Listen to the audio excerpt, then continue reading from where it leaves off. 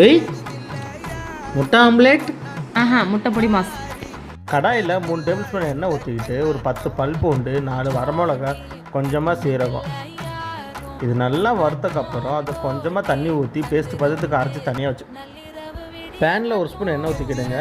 தாளிப்புக்காக கொஞ்சம் கருவேப்பிலை சேர்த்துட்டு நம்ம அரைச்சி ரெடி பண்ண பேஸ்ட்டையும் உள்ளே இறக்கி நல்லா மிக்ஸ் பண்ணி விட்ருங்க.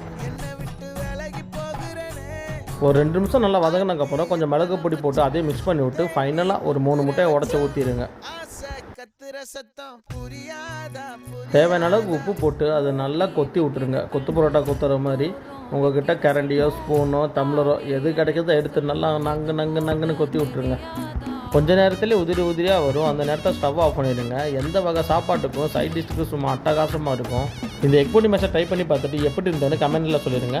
வீடியோக்கு லைக் கொடுத்துட்டு உங்கள் ஃப்ரெண்ட்ஸ் அண்ட் ஃபேமிலிக்கு ஷேர் பண்ணிடுங்க. மறக்காமல் நம்ம சேனலை சப்ஸ்கிரைப் பண்ணிடுங்க.